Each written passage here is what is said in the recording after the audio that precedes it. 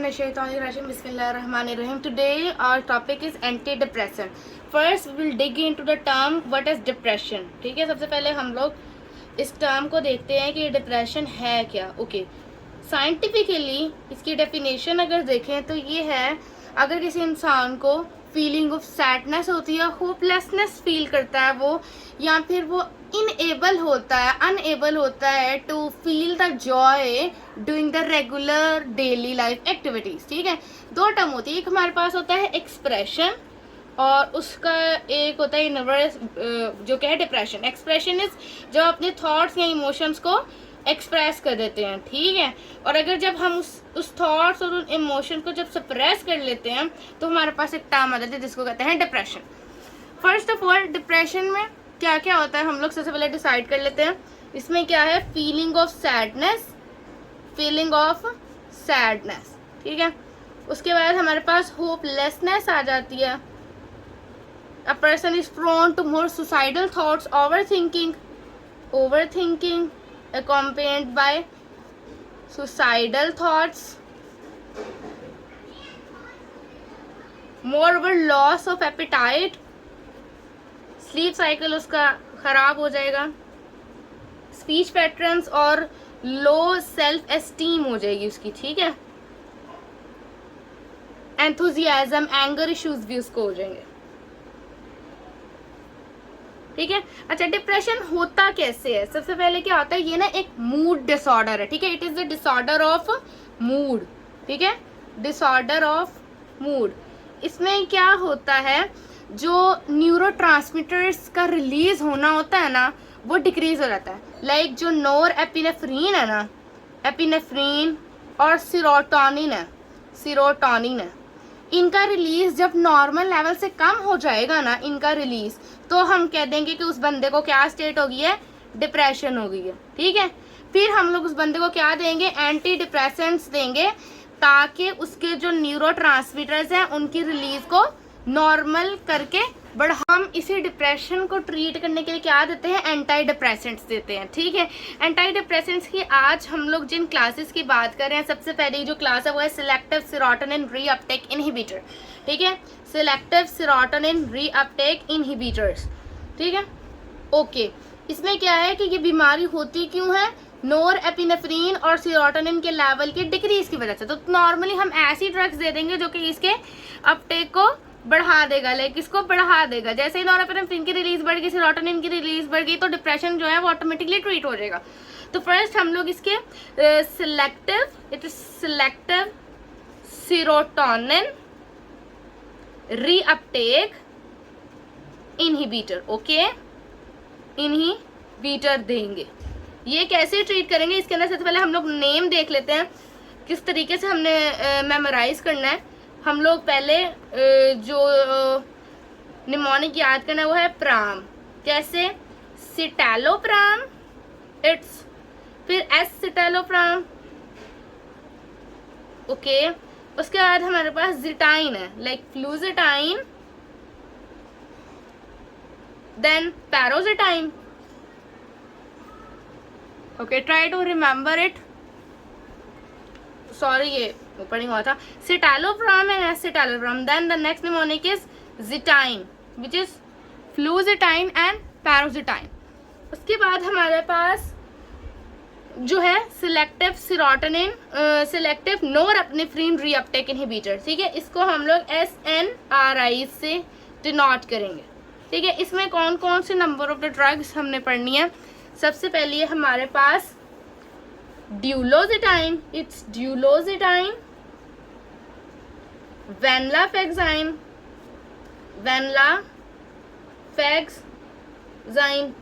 And डेसवेनलाफेक्साइन. Okay, ठीक हो गया, ये हो गया SNRI. उसके बाद हमारे पास जो तीसरी क्लास है ना, वो है हमारे पास atypical antidepressants. It is called atypical antidepressants. ठीक है, इसमें हमारे पास आती है जोडोन. ठीक है, द निमोनिक इज जोडोन. फर्स्ट हमने नाम क्या याद करना है, वो है निफाजोडोन, ठीक है, पहले हो गया निफाजोडोन, फिर हो गया विलाजोडोन,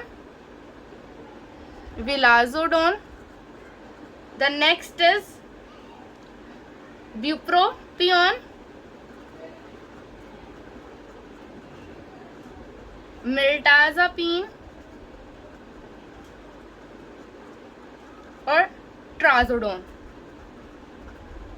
ठीक है, ये एटिपिकल होगा। फिर है फोर्थ हमारे पास, वो है हमारे पास ट्राईसाइक्लिक एंटी डिप्रेसेंट TCAs। ठीक है, ट्राईसाइक्लिक, फिर हमारे पास ट्राईसाइक्लिक एंटी डिप्रेसेंट्स। ठीक है, इसमें हमारे पास कौन कौन सी ड्रग्स के नेम आते हैं? हमारे पास आता है एमीट्रिप्टाइलिन, इट्स एमीट्रिप्टाइलिन, नॉरट्रिप्टाइलिन, प्रोट्रिप्टाइलिन,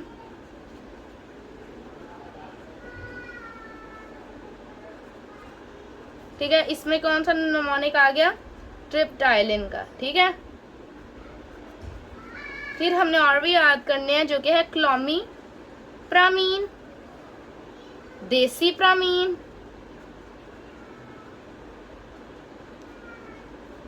और ट्राइमीप्रामीन। ओके, इसमें कौन सा आ गया? हम जो सुफिक्स जो आ गया प्रामीन का। ठीक है, ये नाम हो गया। और लास्ट है मोनोमाइन ऑक्सीडेज इनहिबिटर्स। ठीक है, पांचवी क्लास क्या है? MAOIS, monoamine oxidase inhibitors, monoamine oxidase inhibitors. ठीक है, इसमें क्या आ गया? आइसोकार्बोक्साजिड,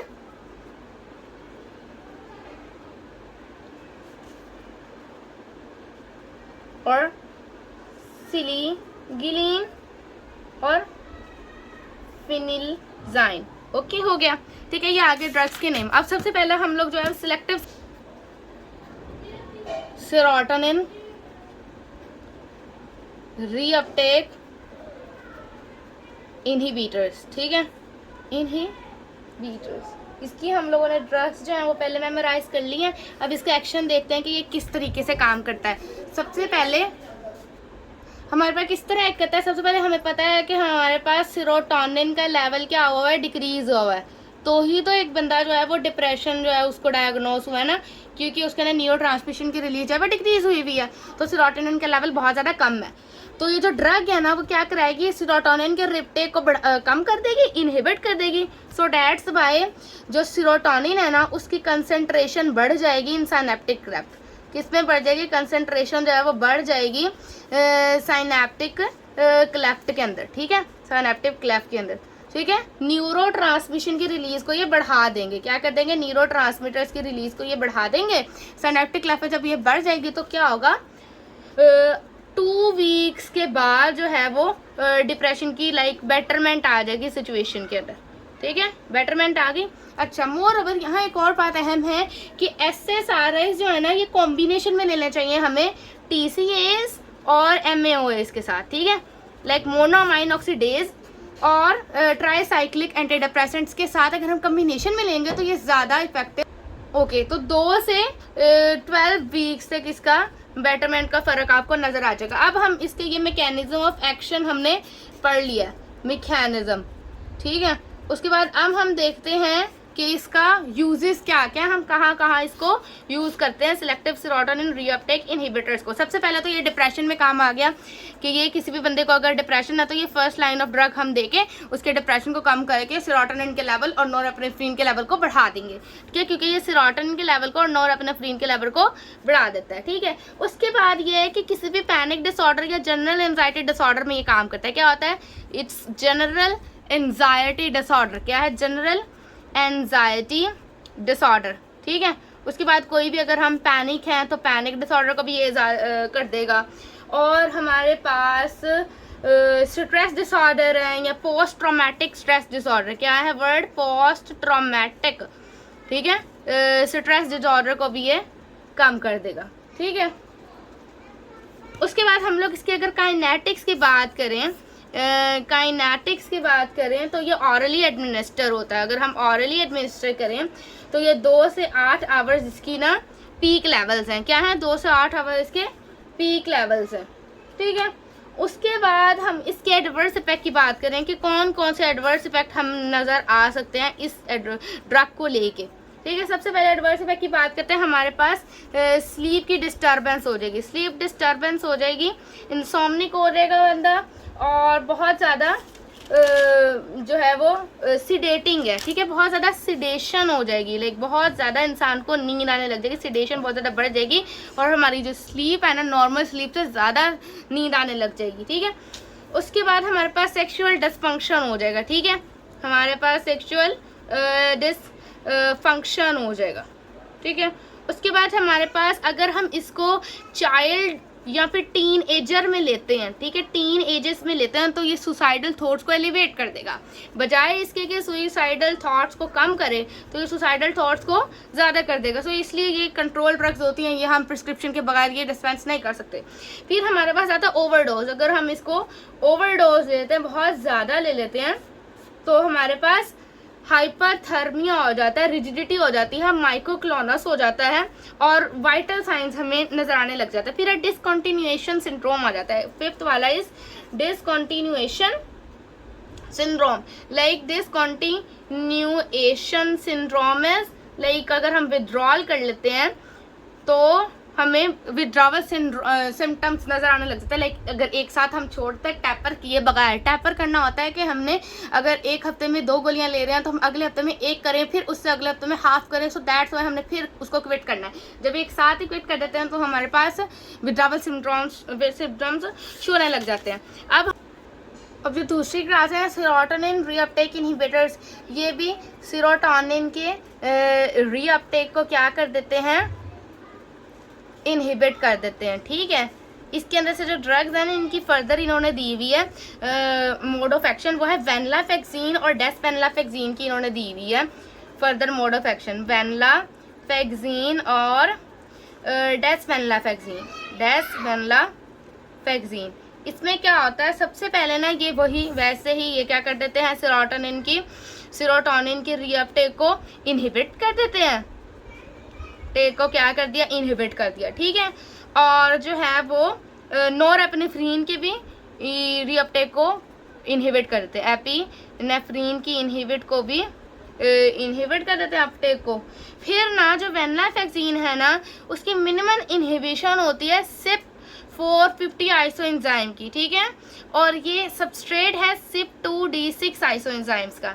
लाइक ये CYP450 जो आइसोएंजाइम है इसकी ये मिनिमल इनहिबिशन करते हैं, और ये सबस्ट्रेट है किसका? CYP2D6 आइसोएंजाइम का, ठीक है। ये 2 चीज़ें इन्होंने लिपन कोट में कोट की हुई थी। उसके बाद हम इसका अब एडवर्स इफेक्ट देखते हैं तो हमारे पास नॉजिया आता है, हेडेक आता है, सेक्सुअल डिसफंक्शन आता है, इंसोम्निया आता है, डिजीनेस आती है, ठीक है, और सिडेशन आ जाती है, ठीक है।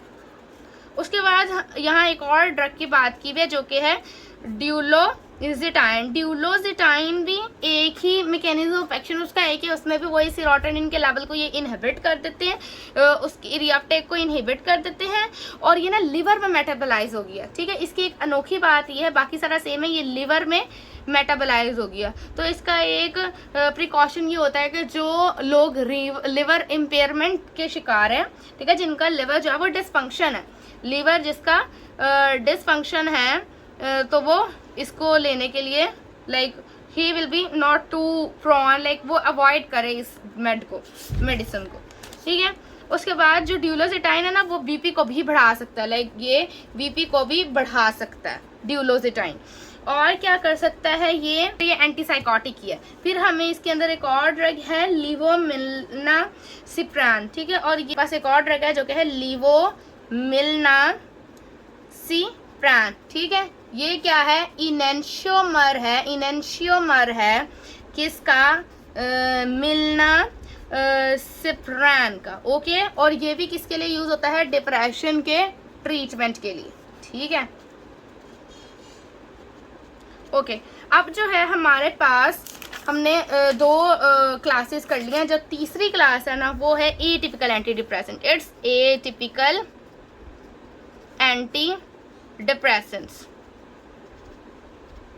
इसमें हमने ब्यूप्रोपियोन आता है, मिर्टाज़ापिन आता है, निफाजोडोन आता है, विलाजोडोन आता है, ट्राजोडोन आता है, वॉरटाईऑक्सीटीन आता है। सबसे पहले ब्यूप्रोपियोन, इसका देख लेते हैं, ब्यूप्रोपायोन का। ठीक है, ये क्या करता है, ये एक तो ये ना वीक डोपामिन और नॉरएपिनेफ्रिन रीअपटेक इनहिबिटर है। लाइक इसकी क्लास के सारे जो हैं वो करेंगे, रीअपटेक को इनहिबिट करेंगे, लेकिन ये क्या है, ये वीक रीअपटेक इनहिबिटर। क्या है, वीक रीअपटेक इनहिबिटर है। ठीक है, पहली बात ये हो गई।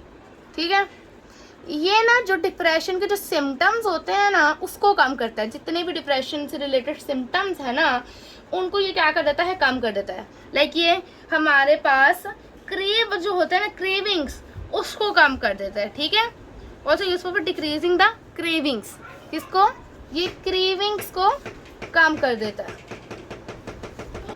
ओके, ये क्रेविंग्स को कम करता है। मोर ओवर ऐसा पर्सन जो कि ना स्मोकिंग को क्विट कर रहा है। ठीक है, स्मोकिंग को क्या कर रहा है, क्विट करना चाह रहा है, तो स्मोक की जो क्रेव होगी उसको कम कर देगा, तो वो स्मोकिंग आराम से क्विट कर देगा, छोड़ देगा। उसके बाद इसके साइड इफ़ेक्ट्स में ना ADRs में हमारे पास नर्वसनेस आ जाती है, ट्रेमर्स आ जाते हैं, नर्वसनेस आ जाती है, स्वेटिंग और ड्राई माउथ। ठीक है, ये नॉर्मल से और ड्राई माउथ, नॉर्मल पर्सन को ये चीज़ें शो होने लग जाएंगी। उसके बाद ये जो है ना, अच्छा, ब्यूप्रोपियोन को ना जो इंसान जो है वो जिनको ईटिंग डिसऑर्डर है ना, उस इंसान में हमने इसको थोड़ा ध्यान से यूज़ करना है। लाइक बुलिमिया, इसको कहते हैं ब्यूलिमिया।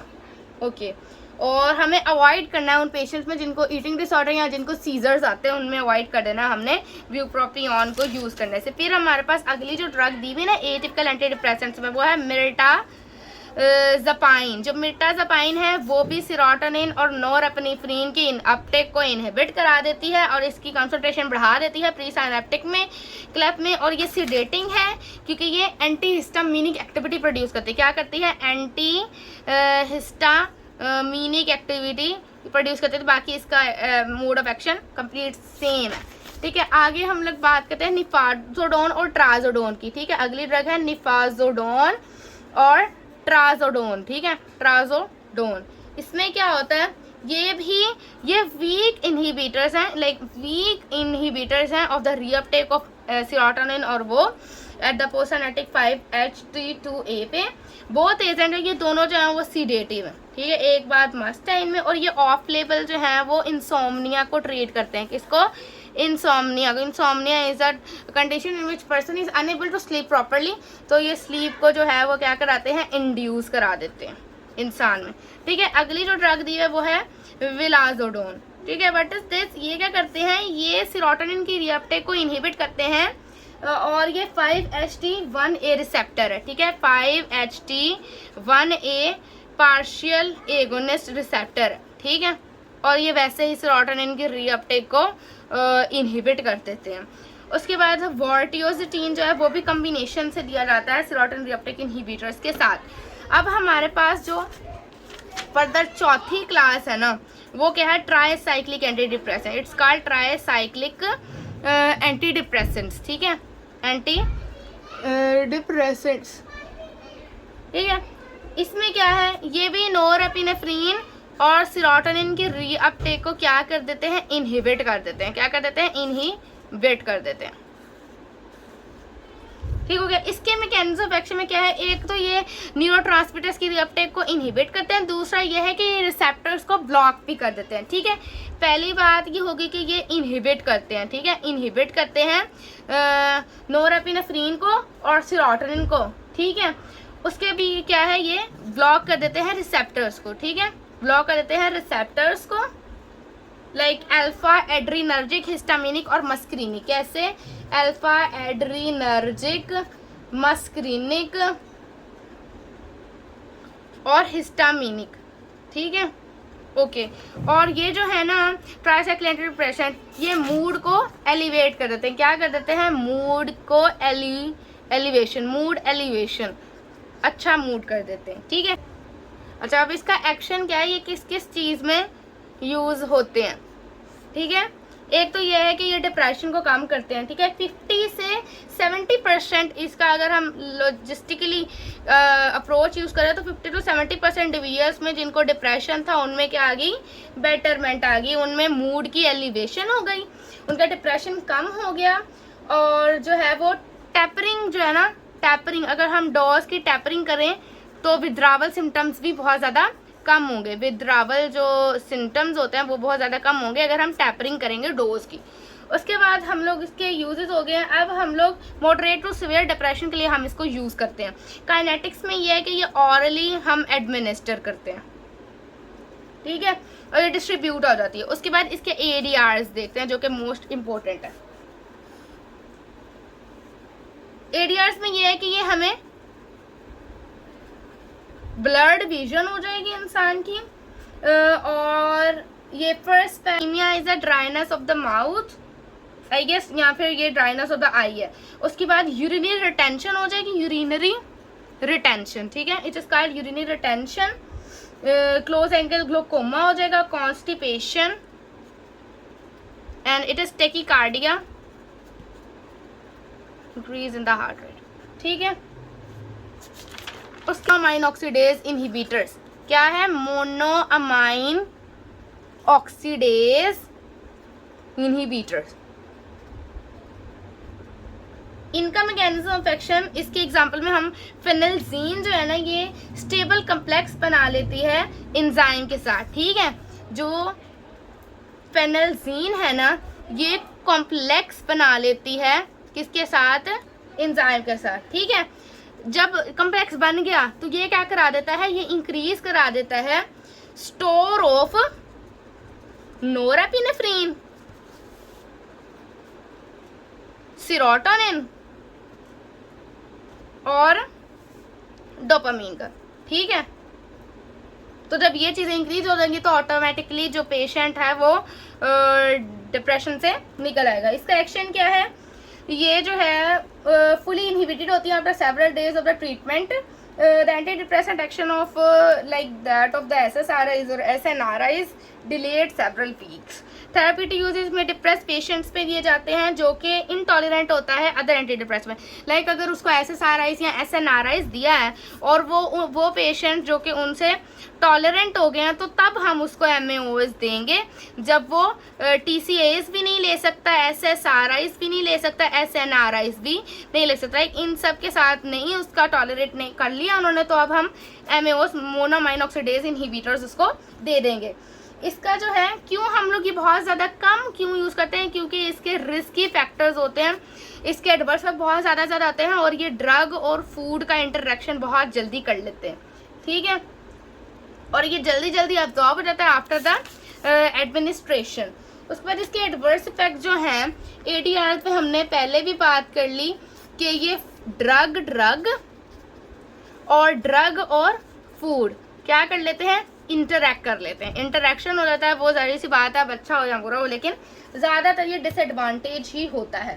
ठीक है, उसके बाद जैसा कि हमारे पास टायरामीन है, जिसके अंदर जो कि फूड के अंदर हमारे पास टायरामीन है। ठीक है, गुड चीज़ में, मीट में और लिवर में मिला होगा, पिकल्ड में या स्मोक फिश में या रेड वाइन्स में। ठीक है, ये इनएक्टिवेटेड होता है monoamine oxidase in the gut. जब इंसान वो मोनोअमाइन ऑक्सीडेज लेता है ना, तो वो टायरामीन जो है ना वो उसको डिग्रेड या मेटाबोलाइज नहीं कर सकता। टायरामीन है, किसी शख्स ने मीट खाया या फिर स्मोक्ड फिश खाई, उसमें था टायरामीन, तो उस इंसान ने साथ ही ले ली हमारे पास मोनोअमाइन ऑक्सीडेज भी ले ली। ठीक है, MAOs भी ले लिए, तो क्या होगा? पर्सन जो है वो अनएबल हो जाएगा टू मेटाबोलाइज द टायरामीन। ठीक है, अनएबल हो जाएगा टू मेटाबोलाइज द टायरामीन। ठीक है, और ये कौन सा मीट खाएंगे? एज, लाइक थोड़ा सा टाइम गुजरा हो उसको, एज्ड मील। ठीक है, हाइपरटेंसिव क्राइसिस हो जाते हैं, कार्डिक रिथमियाज हो जाता है, सीजर्स हो सकते हैं, रिथमियाज हो सकते हैं, हेडेक हो सकता है